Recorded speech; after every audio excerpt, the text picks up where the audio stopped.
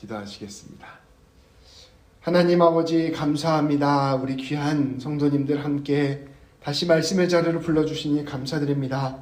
성령 하나님, 이 시간 우리 모두 가운데 함께하여 주셔서 이 말씀의 시간이 하나님의 음성을 듣는 귀한 시간 되게 하시고 우리의 삶을 결단하며 나아가게 되는 은혜의 시간 되게 하여 주옵소서. 우리 주님 예수님의 이름으로 기도합니다. 아멘. 오늘 말씀은 레위기에 나와 있는 5개의 제사, 번제, 소제, 화목제, 속죄제, 속건제, 이 5개의 제사 중에서 속죄제에 관한 말씀입니다. 속죄제란 말 그대로 우리의 죄를 용서받기 위하여 하나님께 드리는 제사입니다. 이 속죄제는 우리 예수님께서 우리를 구속하신 그 용서의 사건을 가장 잘 보여주는 제사이기도 합니다. 속죄는 우리가 하나님께로 나아가기 위해서 꼭 필요한 일입니다.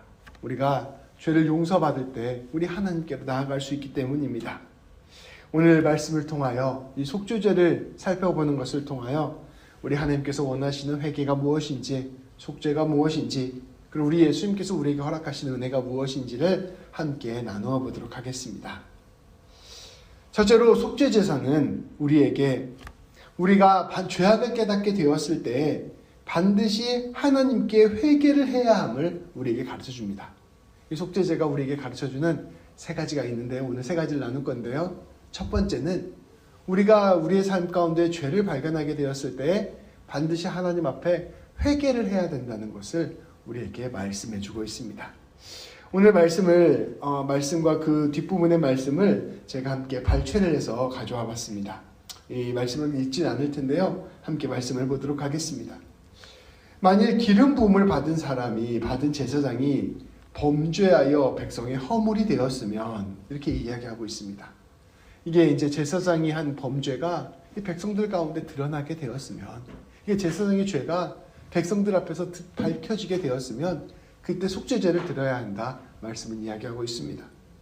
또한 13절, 14절 말씀에 보면 만일 이스라엘 온 회중이 여호와의 계명 중 하나라도 부지 중에 범하여 허물이 있으나 그것을 스스로 깨닫지 못하다가 그 범한 죄를 깨달으면, 이제 회중들이 하나님 앞에서 죄를 지었었는데 그 죄 지은 것을 알지 못하다가 우리가 죄를 지었구나 라는 것을 깨닫게 되면 그때 속죄제를 드려야 한다는 것입니다. 22절 23절도 이렇게 이야기합니다. 만일 그의 하나님 여호와의 계명 중 하나라도 부지 중에 범하여 허물이 있었는데 그가 범한 죄를 누가 그에게 깨우쳐주면, 족장 중에 한 사람이라도 자기가 알지 못하는 사이에 하나님의 계명을 잘못 어기고 죄를 저질렀어요. 그것을 깨닫지 못하다가 내가 그거 죄 지은 일이구나, 내가 하나님 앞에서 이게 잘못한 일이구나 라는 것을 깨닫게 되면 그때 이 속죄제를 드려야 된다는 것입니다. 심지어 평민까지도 여호와의 계명 중에 하나라도 부지 중에 범하여 허물이 있었는데 그가 범한 죄를 누가 그에게 깨우쳐주며, 이 평민은 하나님의 말씀을 잘 모를 수도 있잖아요. 그래서 막 인생을 살아가다가 자기도 모르는 사이에 하나님의 계명을 어기는 죄를 지었어요. 근데 그것을 보던 제사장이나 말씀을 잘 아는 율법학자들이 당신이 한 이 잘못은 하나님께 죄를 지은 것 같습니다 라고 이야기를 해주면 내가 그것 죄를 지은 일이구나 라고 깨닫게 되고 그것을 늘 바로 속죄제를 드리며 하나님께 회개를 해야 한다는 것입니다. 이 말씀 전체를 쭉 읽어보면 부지 중에 삶을 살아가다가 하나님의 계명을 어기게 되면 그리고 그 계명을 어겼다는 사실을 깨닫게 되면 즉시 속죄제를 하나님께 드리고 회개하여야 한다 말씀은 전하고 있는 것입니다. 속죄제는 우리가 죄를 지었을 때 그 죄를 깨닫게 되면 반드시 회개해야 한다는 사실을 우리에게 가르쳐줍니다. 마음의 거리낌이 생기고 마음의 죄책감이 생기고 하나님 앞에서 이게 정말 잘못한 것 같다라는 마음이 들게 되면 여러 가지 생각하지 말고 바로 하나님 앞에 엎드려서 회개해야 한다라는 사실을 우리에게 가르쳐주는 것이죠. 우리가 하나님 앞에서 죄를 지었을 때 그 죄와 그 죄책감들이 하나님과 우리 사이의 관계를 가로막게 되기 때문입니다. 우리가 이것을 좀 이해하기 위해서 죄가 무엇인가를 좀 깊이 이해할 필요가 있습니다. 성경에서 죄라는 것은 빗나가 있는 상태를 이야기합니다. 제자리에 있어야 되는데 제자리에 있지 못한 상태를 죄라고 이야기합니다. 사람이 제자리에 있어야 되는 자리는 어디일까요? 하나님 앞에 있는 자리입니다. 하나님과 교제를 나누고 하나님의 사랑 안에 거하며 하나님의 말씀대로 살아가는 삶, 하나님의 백성으로 살아가는 삶이 사람이 있어야 하는 자리입니다. 그런데 사람이 선악과를 따먹고 하나님을 완전히 떠나 죄를 짓고 말았습니다. 하나님은 우리의 생명의 근원이시오 사랑의 근원이십니다. 근데 우리가 하나님을 멀리하고 하나님을 떠나서 하나님을 거역하고 살아가니 우리의 삶이 사망에 이르게 된 것입니다. 성경에서 네가 죄인이고 죄로 말미암아 사망에 이르렀다라고 얘기할 때 그 죄는 이 하나님을 떠난 그 상태, 그것을 이야기하는 것이죠. 그런데 우리는 예수 그리스도로 말미암아 용서를 받게 되었습니다.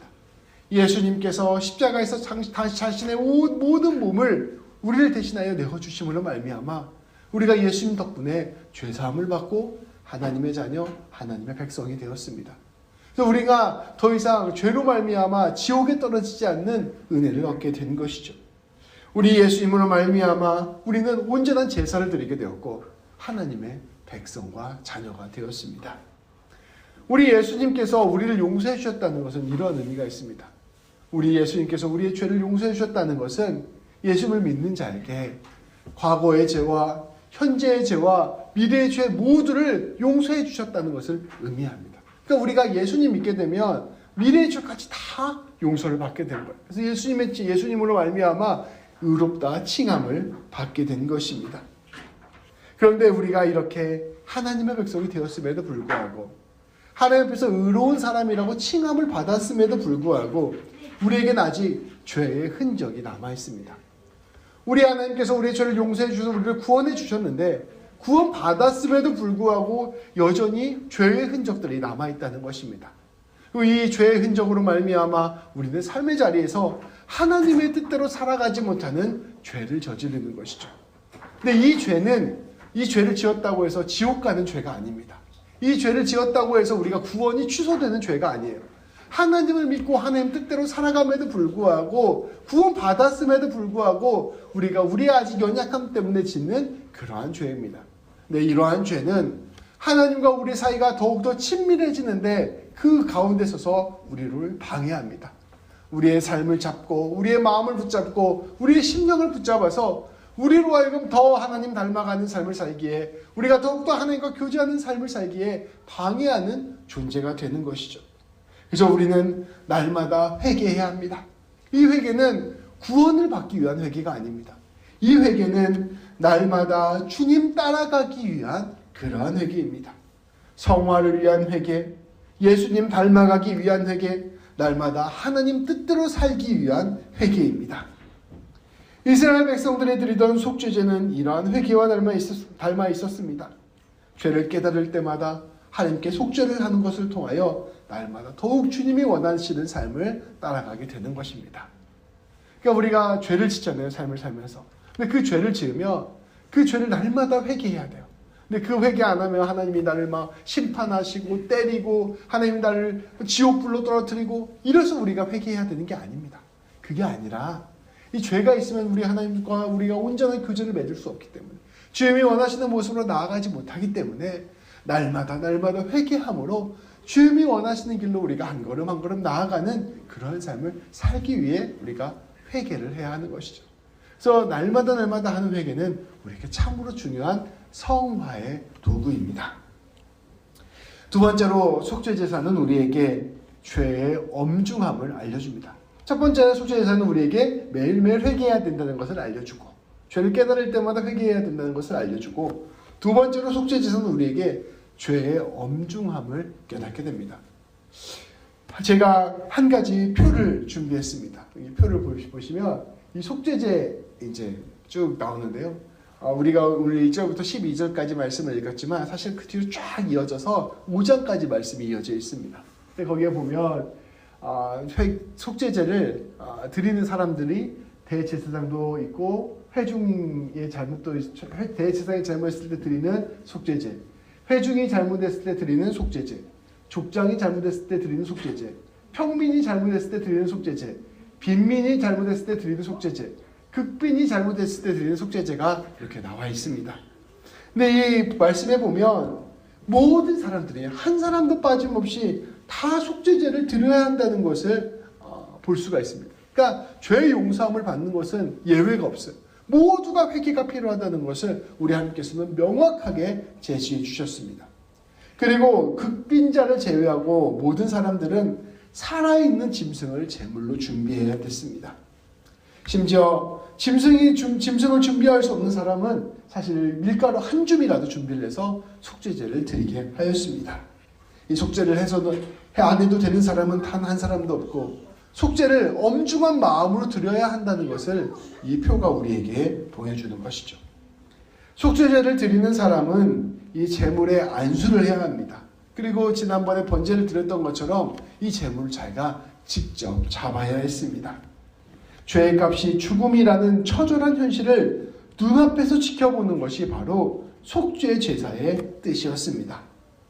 하나님의 백성이 된다는 것, 속죄제를 드리는 사람이 된다는 것은 어떠한 의미냐? 그것은 죄를 결코 가볍게 여기지 않는 것을 의미합니다. 죄의 용서는 결코 공짜라고 생각하지 않는 것, 죄를 얼마나 두려워해야 하는지를 아는 것이 바로 속죄제의 의미입니다. 자칫 복음을 잘못 이해하는 사람이 어차피 예수님으로 말미암아 나는 죄 용서 받았으니 내가 용서받았으니 나는 죄는 별로 그렇게 심각한 문제가 아니라고 생각해, 이런 경향이 있는 사람들도 가끔씩 있습니다. 그리고 어떤 사람은 심지어 회개하기만 하면 되지, 그래서 마음껏 죄를 저지르는 사람도 있습니다. 이런 사람은 정말로 속죄제에 담겨져 있는, 또 이 속죄를 위하여 하나님께서 허락하신 그 은혜가 얼마나 큰지를 깨닫지 못하는 사람들입니다. 우리가 이 속죄제를 한번 생각해 보십시오. 죽어가는 짐승의 신음소리를 들으면서 동물을 자기가 직접 잡아야 됐습니다. 동물을 잡으면서 나오는 피 터지는 그 모든 시간들을 다 고스란히 감당해야만 했습니다. 죽음을 눈앞에서 목격하는 것, 피를 보면서 그것을 절감하는 것이 바로 속죄제사의 의미였습니다. 더불어 오늘 말씀 보면 또 나오죠. 소각해야 되는 대상이 콩팥, 기름 이런 것들입니다. 지난번에 번제에서 나누었듯이 자기의 온 마음을 다하여 하나님께 드리는 것, 이것이 바로 속죄제사의 의미였던 것이죠. 그래서 그 모든 제물을 죽일 때마다 죄가 정말로 심각한 문제구나, 죄를 용서받기 위하여 이러한 엄청난 일이 필요하구나, 내가 죄를 두렵게 여기고 죄를 멀리해야겠다 결단하는 것, 이것이 바로 속죄제사의 의미라는 것입니다. 이 속죄제사를 바라보면서 우리는 자연스럽게 예수님을 생각하게 됩니다. 이 이스라엘 백성들이 죽어가는 짐승들을 바라보며 속죄의 깊은 의미를 깨달았다면, 우리는 말씀을 통하여 예수님의 십자가 죽음을 바라보면서 속죄의 깊은 의미를 깨닫습니다. 이 이스라엘 백성들이 죽어가는 짐승을 보면서 내가 이렇게 죽어야 되는데, 내가 죄를 저지르는 이 값을 치러야 되는데 이 동물이 대신 죽는구나 라는 것을 깨달았던 것처럼, 우리는 말씀을 보면서 내가 죽어야 되는데 나를 대신해서 예수님이 죽으셨구나 라는 것을 절절히 깨닫는 것이 바로 속죄의 의미라는 것입니다. 우리 예수님께서는 하나님의 철저한 외면 속에서 나의 하나님, 나의 하나님, 어찌하여 나를 버리셨나이까 외치며 그렇게 돌아가셨습니다. 이 죽어가는 이 짐승 제물의 그 신음소리와 예수님의 그 마지막 십자가에서의 탄식 소리가 우리 안에서 함께 공명되어 들리게 되는 것이죠. 우리 예수님께서는 물과 피를 다 쏟으시고 저주받아 죽어가는 그 모습을 우리 앞에 보여주셨습니다. 오늘 말씀을 보면 이 기름을 전부 다 바르고 밑에 쏟는다고 이야기하고 있어요. 예수님이 십자가에서 그 기름을, 물과 피를 다 쏟아주신 거예요. 제물이 되어서 우리의 속죄를 위하여 그렇게 죽으신 것입니다. 그러면서 우리는 예수님을 보면서 우리의 죄의 대가가 얼마나 처절한지를 보게 되는 것입니다. 그래서 예수님을 더 가까이 한 사람들, 예수님과 더 깊은 교제가 있는 사람들, 예수님의 모습과 예수님의 마음이 내 마음과 하나 된 사람들이야말로 더 죄를 엄중하게 여깁니다. 예수님을 잘 알지 못하고 예수님과 관계없는 사람은 예수님의 십자가 죽음과 내가 아무 상관이 없어요. 그러니 예수님이 죽으면 죽었는갑다, 예수님이 용서해 주셨으면 용서해 주셨는갑다, 이렇게 생각하고 만다는 것이죠. 예수님과 깊은 교제를 하고 관계를 맺은 사람은 예수님이 날 위하여 죽으셨다는 것이 얼마나 놀라운 일인지를, 얼마나 그 일이 엄청난 일인지를 깨닫게 되기 때문에 오히려 죄의 엄중함을 깨닫고 더욱 죄짓지 않기를 애쓰게 된다는 것입니다. 그것은 오직 성령 충만함으로 주님과 깊이 교제하는 사람만 가능합니다. 우리는 날마다 예수님의 십자가 속죄 제사를 보며 우리의 삶을 회개하고 새롭게 해야 합니다. 세 번째로 속죄 제사는 우리가 다시는 죄를 짓지 않기 위해 애써야 함을 가르쳐줍니다. 속죄 제사의 첫 번째는 죄를 깨달을 때마다 회개해야 되는 것을 가르쳐주고요. 속죄 제사의 두 번째는 죄가 참으로 엄중한 일이구나, 죄를 용서받는다는 건 정말 엄청난 일이구나, 죄 짓지 말아야겠구나, 이런 것을 깨닫게 해주고요. 세 번째로는 다시는 죄를 짓지 않고 하나님 뜻대로 살기를 애쓰는 삶을 우리에게 가르쳐줍니다. 속죄 제사를 드릴 때 다른 제사에 있지 않은 한 가지 절차가 있습니다. 그것은 바로 피를 뿌리고 바르는 일이었습니다. 우리 6절 7절 말씀 같이 한번 읽어볼까요? 시작. 그 제사장이 손가락에 그 피를 찍어 여호와 앞 곧 성소의 휘장 앞에서 7번 뿌릴 것이며, 제사장은 그 피를 여호와 앞 곧 회막 안 향단 뿔들에 바르고 그 송아지의 피 전부를 회막 문 앞 번제단 밑에 쏟을 것이며. 아멘. 제물을 바칠 때 이 대물 죽인 다음에 손가락에다 이렇게 피를 찍어가지고요, 성소의 휘장 앞에 이렇게 7번 뿌렸다고 합니다. 그리고 또 그 피를 여호와 앞 회막 안에 향단이 있는데, 향단 그 모서리에 있는 뿔들에 그 피를 바르는 거죠. 그 일들을 하는 게 바로 이 속죄제의 특징이었습니다. 앞에 말씀을 보면 이 누가 속죄제를 드리느냐에 따라서 바르는 부분이나 피를 뿌리는 부분이 좀 달라요. 막 말할 때 대제사장이나 회중은 내성소에 피를 뿌리고 향단에 피를 바르고, 족장이나 평민이나 빈민은 마당에 피를 뿌리고 번제단에 피를 발랐습니다. 이 피를 뿌리고 피를 바른다는 것은 어떠한 의미가 있었을까요? 피를 바른다는 것은 부정했던 것을 정결케 한다라는 의미가 있었습니다. 속죄 제사를 통하여 단순히 죄 용서함을 받는 데서 끝나는 것이 아니라 피를 바름으로 말미암아, 물론 사람이 직접 바르는 것은 아니지만 피를 바르는 것으로 말미암아 이전에 부정했던 사람이 거룩한 존재로 거듭나게 됨을 속죄 제사에서는 보여주었던 것입니다. 새로운 존재가 되었다는 것은 무엇을 뜻하는 것일까요? 이 피로 말미암아 완전히 새로워진 거룩한 존재가 되었다는 것은 무엇을 뜻하는 것일까요? 그것은 다시는 죄를 짓지 않고 더 나아가서는 하나님의 말씀과 뜻대로 계명대로 살아가는 것을 뜻하는 것입니다.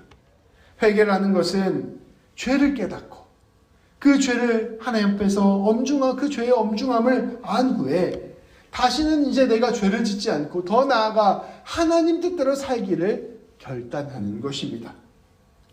비록 온전한 사람이 한 번에 되는 것은 아니라 하더라도 늘 회개하며 조금씩 하나님께 가까이 가는 사람이 되는 것입니다. 회개를 하면 할수록 우리는 우리 자신을 되돌아보게 됩니다. 우리 자신을 위하여 하나님께서 얼마나 놀라운 예수 그리스도의 은혜를 부어주셨는가, 용서를 부어주셨는가를 알게 됩니다. 그것을 아는 사람은 날마다 결국은 예수님이 원하시는 삶, 하나님이 원하시는 삶으로 자신을 바꾸어가는 것이죠. 날마다 주님의 보혈을 내 심령 가운데 바르는 그러한 인생을 살게 되는 것입니다. 이스라엘 백성들이 제물의 피를 뿌리고 바름으로 그 의미를 새겼다면 우리는 날마다 예수님의 보혈을 붙들고 살아감으로 그 의미를 내 안에 새기는 것입니다. 우리 예수님께서 나를 이토록 사랑하셨구나. 우리 예수님께서 나를 위하여 이토록 엄혹한 고난을 당하셨구나. 주님이 나를 위하여 지금도 새롭게 하시기 위하여 지금도 애쓰고 계시는구나 라는 것을 날마다 깨달음으로 주님 뜻대로 나아가는 것입니다. 우리 예수님께서 십자가에 못 박히시기 전에 제자들에게 하신 말씀이 있습니다. 이 제자들에게 하신 말씀 아주 유명한 말씀이에요. 내가 너희에게 새 계명을 주노니 서로 사랑하라. 내가 너희를 사랑한 것 같이 너희도 서로 사랑하라. 우리 예수님께서 우리를 위하여 죽으시고 예수님께서 모든 피와 모든 물을 다 쏟으시며 결국 우리에게 보혈을 발라주시면서 하시는 말씀은 내가 너희를 위하여 이렇게 죽어준 것처럼 너희도 서로 사랑하라 말씀하여 주시는 것이죠. 결국 이 회개를 한다는 것, 속죄를 한다는 것은 다름 아닌 사랑의 길로 날마다 나아가는 것을 우리에게 가르쳐주고 있는 것입니다. 날마다 예수님을 먹고 마시며 사랑의 길로 나아가는 것, 그것이 바로 회개의 참 의미입니다. 하나님 내가 이거 잘못했어요. 하나님 내가 저거 잘못했어요. 아버지 용서해 주세요. 이렇게 이야기하고 끝나는 것이 아니라 더 궁극적으로는 그를 위하여 자신을 내어주신 예수님 바라보면서 내가 그 사랑 붙들고 사랑하며 살아가는 삶으로 빚어져 나가는 것, 그것이 바로 회개의 의미요 속죄의 의미라는 것이죠. 속죄는 단순히 죄를 용서받는 것을 넘어서서 거룩한 백성, 사랑하는 백성이 되는 것을 의미합니다. 오늘 말씀은 정리하겠습니다. 속죄제는 우리에게 세 가지 분명한 가르침을 선포합니다. 첫 번째로는 죄를 깨달을 때마다 회개하십시오. 우리 하나님께서는 우리에게 말씀을 통하여 또 성령님의 감동을 통하여 상황과 형편을 통하여 우리에게 알게 하십니다. 나로 하여금 내가 정말 하나님 앞에서 이것이 죄구나라는 것을 깨닫게 하시죠. 마음이 거리낌이 있을 때마다 하나님이 죄라는 걸 깨달을 때마다 날마다 회개하십시오. 그 회개가 우리 주님과 우리 사이를 가깝게 하고 우리를 주님의 뜻대로 빛도록 만듭니다. 두 번째로는 죄의 엄중함을 늘 기억하십시오. 죄의 삭은 사망입니다. 우리가 용서받은 것은 예수님의 죽음으로 가능한 일이었습니다. 용서는 결코 값싼 용서가 아니라 하나님께서 당신의 아들 독생자를 내어주신 이 세상 무엇과도 바꿀 수 없는 값비싼 용서였음을 우리는 기억해야 합니다. 우리는 날마다 십자가를 바라보며 죄를 짓는 것을 두려워하고 경계하고 멀리해야 합니다. 나의 죄가 예수님 손에 못을 박고 나의 죄가 예수님 발에 못을 박으며 나의 죄가 예수님의 옆구리에 창이 되어 찌른다는 사실을 기억하는 것, 이것이 바로 우리가 예수님을 아는 것입니다. 세 번째로는 죄를 멀리하고 날마다 거룩한 삶을 추구해야 합니다. 죄를 멀리하고 거룩한 삶을 추구하는 것, 회개와 속죄의 삶을 사는 것은 다름 아닌 하나님 사랑하고 이웃 사랑하는 삶을 사는 것입니다. 우리는 회개가 단순히 용서를 받기 위한 의식이 아니라 날마다 주님을 닮아가는 과정이라는 것을 기억해야 합니다. 우리 예수님께서는 십자가에 못 박히시기 전에 제자들의 발을 씻어주셨습니다. 그러면서 이렇게 얘기하십니다. 네가 씻김을 받지 않으면 나와 상관이 없다. 그러면서 동시에 예수님께서는 온 몸을 씻을 필요는 없다고 말씀하셨습니다. 이것은 상징적인 의미로 구원을 위한 죄 용서는 이미 다 받았으니 날마다 회개함으로 주님 닮아가는 삶을 살기 위해 애쓰라는 것입니다. 내가 너희의 발을 닦아주는 것처럼 너희도 발을 닦아주는 삶을 살아라. 날마다 내가 너희의 죄를 깨끗이 씻어주고 날마다 내가 너희를 주님 닮은 사람으로 세워주는 것처럼 너희도 그 사랑 가지고 이웃 가운데 나가서 사랑하며 살아라 말씀은 이야기하고 있는 것이죠. 더욱 사랑하고 용서하는 삶을 살아라. 그것이 바로 우리 주님이 속죄를 통하여 회개를 통하여 우리에게 가르쳐주는 것입니다. 오늘 말씀을 기억하고 날마다 우리 주님 기억하며 주님께 회개하고 주님께 속죄함으로 주님 닮아가게 되는, 그리하여 주님의 놀라운 사랑과 은혜를 전하고 주님의 향기를 드러내는 우리 귀한 성도님들 되시기를 우리 주님의 이름으로 축복합니다. 기도하시겠습니다. 하나님 아버지 감사합니다. 오늘 말씀을 통하여 속죄가 우리에게 어떠한 의미가 되는지를 깨닫게 하여 주시니 참으로 감사드립니다. 하나님, 속죄는 단순히 우리의 죄를 용서받는 차원에서 끝나는 것이 아니라 날마다 주님의 놀라운 은혜와 사랑을 깨닫게 되는 것이요, 날마다 주님이 원하시는 모습으로 닮아가는 것이요, 거룩한 주의 백성으로 세워지는 길이 됨을 우리가 말씀을 통하여 함께 보았습니다. 하나님께서 우리에게 주신 그 놀라운 용서를 깊이 기억하게 하여 주시고 날마다 주님께 용서의 자리, 사랑의 자리로 나아가게 됨으로 말미암아 우리 또한 사랑하고 용서하는 귀한 인생들 될 수 있도록 인도하여 주옵소서. 우리 주님 예수님의 이름으로 기도합니다. 아멘.